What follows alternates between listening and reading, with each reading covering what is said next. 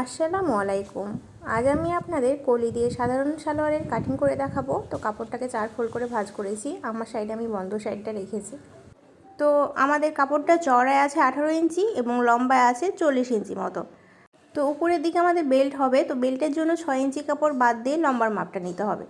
তো আমি 6 ফিতাটা ধরে লম্বার মাপটা নিব। তো আমাদের সালোয়ারের লম্বাটা হবে 38 ইঞ্চি। আমি 2 ইঞ্চি আরও এক্সট্রা নিব নিচের যে মোহরের কাপড়টা সেটা উল্টানোর জন্য। তো আমি দেখতে পাচ্ছেন এই সাইড থেকেও 40 ইঞ্চিতে দাগ দিয়ে নিচ্ছি। এখন স্কেল দিয়ে এই দাগটা আমরা মিলিয়ে দেব।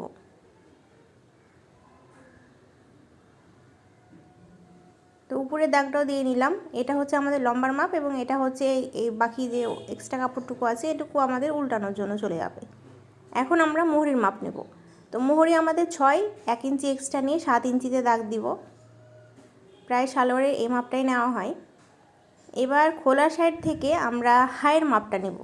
তো আবার আগের মতো 6 ইঞ্চি বাদ দিয়ে হাইয়ের মাপ নিতে হবে। হাইয়ের জন্য আমরা এখানে 13 ইঞ্চিতে দাগ দিলাম। এবার এই দাগ থেকে আমাদের যে মুহুরির মাপটা আছে সেই দাগ পর্যন্ত শেপ কাট দিয়ে মিলিয়ে দিতে পারেন অথবা হাতের সাহায্যেও মিলিয়ে দিতে পারেন। তো যারা সেলাইয়ের কাজে একদম নতুন তারা শেপ কাট নিয়ে নেবেন। তো প্রথমে ডট ডট করে তারপর দাগগুলো এভাবে মিলিয়ে দিলেই কিন্তু আমাদের যে সালোয়ারের শেপটা সেটা চলে আসবে। তো দেখুন আমরা শেপ কাট দিয়ে যখন এটা দাগ দিব তখন কিন্তু এই যে এরকম হয়ে আমাদের শেপটা আসবে। তবে যে শেপটা আসবে শেপ কাটে তার ভিতরের দিক দিয়ে একটু দাগ দিবেন, না হলে কিন্তু সালোয়ারটা অনেক বেশি লুজ হয়ে যাবে। তো আমাদের ড্রয়িং করা হয়ে গেছে, এখন আমরা কাটিং করছি। তো আপনারা একটু লক্ষ্য করুন আমি কোন দাগ দিয়ে কাটিং করছি।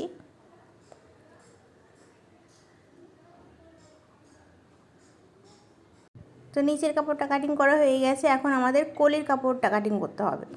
তো আমরা এই যে আমাদের যে হাইয়ের অংশটা কাটিং করলাম সেই লম্বা অনুযায়ী কলির কাপড়টা কাটিং করতে হবে। তো এখানে 4 পিস কাপড় আছে, 2 পিস কাপড় সরিয়ে রাখবো। আমাদের এখানে 2 পিস কাপড় এবার আমরা ভাঁজ করব সাইড দিয়ে। তো মোটামুটি 2.5 ইঞ্চি চওড়া করে ভাঁজ করবেন। এখন এই যে দেখুন আমি 2.5 ইঞ্চি চওড়া করে কিন্তু ভাঁজ করে নিয়েছি। এবার এই যে কোণা থেকে এই দাগটা এভাবে করে মিলিয়ে দেব। এখন এই দাগ অনুযায়ী কাটিং করে নেব, তাহলে কিন্তু আমাদের কলির কাপড় কাটিং করা হয়ে যাবে। তো দেখুন এটা হচ্ছে আমাদের কলির কাপড়। এখন আমরা বেল্টের কাপড় কাটিং করব। তো আমাদের সাইড থেকে কিন্তু বেশ কিছু কাপড় বেঁচে ছিল, সেটা থেকে আমাদের বেল্টের কাপড় হয়ে যাবে। তো এখানে 2 পিস কাপড় আছে, কাপড়টাকে আমরা আরও একবার ফোল্ড করে ভাঁজ করলাম, অর্থাৎ 4 ফোল্ডে ভাঁজ হলো কাপড়টা। তো এই যে কাপড়টা বেল্টের আমরা 6 ইঞ্চি বাদ দিয়েছিলাম। তো 6 ইঞ্চির সাথে আরও 2 ইঞ্চি যোগ করতে হবে রাবারের জন্য এবং 1 ইঞ্চি যোগ করতে হবে আমাদের সেলাইয়ের জন্য। তো টোটাল 9 ইঞ্চিতে আমরা এখানে দাগ দিয়ে নিচ্ছি। এবার লম্বার মাপটা নিতে হবে। তো লম্বার মাপটা হচ্ছে মোটামুটি 50 নিলে হয়ে যাবে। তবে আপনারা যদি বুঝতে না পারেন সেক্ষেত্রে একটা পুরাতন সালোয়ার নিয়ে নেবেন। সেই সালোয়ারের যে আমাদের বেল্টের কাপড় সেই মাপটা নিয়ে আপনারা বেল্টের কাপড় কাটিং করবেন। তো এই যেখানে যে জয়েন্টটা আছে সেটাই হচ্ছে আমাদের বেল্টের যে চওড়া সেটা। তো এই যেভাবে করে আমরা ফিতা দিয়ে মাপ করলাম, দেখতে পাচ্ছেন 25 ইঞ্চি এসেছে। 1 ইঞ্চি বাড়িয়ে 26 ইঞ্চি করে নেব।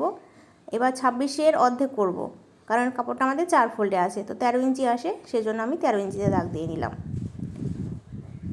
3 পিসের সাথে যে সালোয়ারের কাপড়টা থাকে সেটা থেকে খুব সহজে আপনারা এই সালোয়ারটা বানাতে পারবেন। অথবা আপনারা যদি মনে করেন যে গজ কাপড় নেবেন সেক্ষেত্রে 2 গজ পরিমাণ কাপড় নেবেন 2 হাত ভরের। তো দাগ অনুযায়ী আমি বেল্টের কাপড়টা কাটিং করে নিচ্ছি। আপনারা যদি সেলাইয়ের ভিডিও দেখতে চান তো অবশ্যই আমাকে কমেন্ট বক্সে কমেন্ট করে জানাবেন, তাহলে আমি আপনাদের সেলাইয়ের ভিডিওটা দিয়ে দিব। আজকের মতো এই পর্যন্তই। সকলে ভালো থাকবেন এবং সুস্থ থাকবেন। আসসালামু আলাইকুম।